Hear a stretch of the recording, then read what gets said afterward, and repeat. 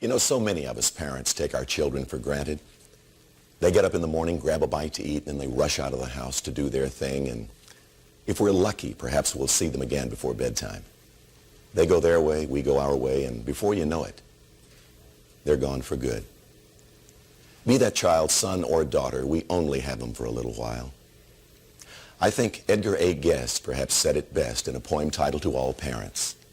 He said, "I'll lend you for a time a child of mine, for you to love the while he lives and mourn for when he's dead.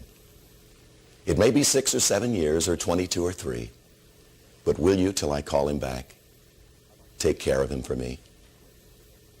I'd like to say to you moms and dads, appreciate your children while they're with you. Cling to every beautiful moment. Pray for their health. And love your young as this father loves his daughter.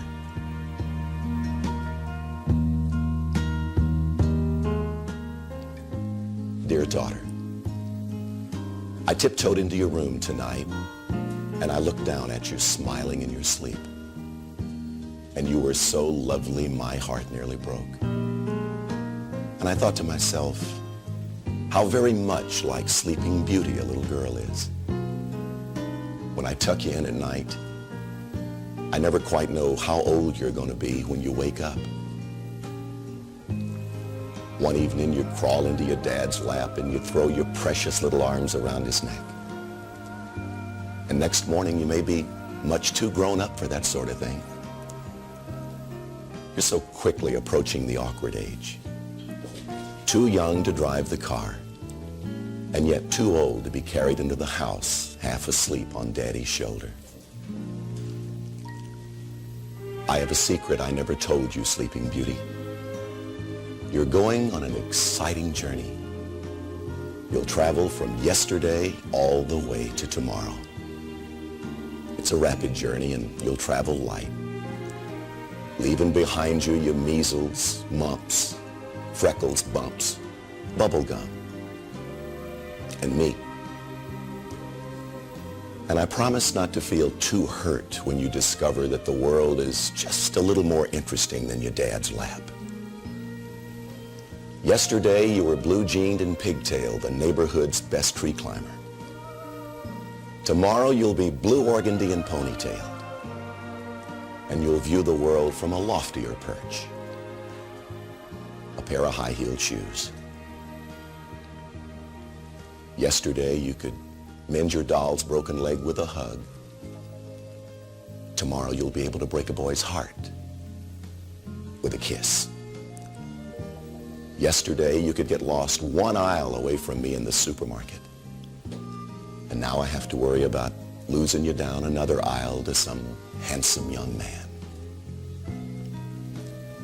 Sleeping Beauty, when you grow up and out of my arms, when you finally get too big for my shirts,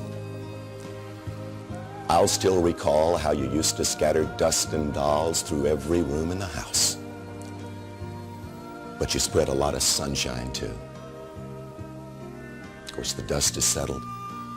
Your mom has long since picked up the dolls. But that sunshine will always fill the corners of our hearts. So here I am, just talking in your sleep. Because if you saw this look on my face, you'd laugh. And if I spoke with this lump in my throat, I'd cry. Yes, daughter, when I looked at you tonight, you were a sleeping beauty, and so I tiptoed over and I kissed you. You didn't wake up, and I knew you wouldn't. Because according to legend, only the handsome young prince can open your eyes, and I'm only the father of the future bride.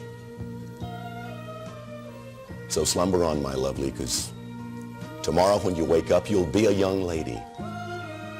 And you won't even realize you've changed courses in the middle of a dream. But you just might notice a little change in your dad. I look a bit different somehow, a little sadder, a little wiser, but a whole lot richer. Tonight, I kissed a princess, and I feel like a king.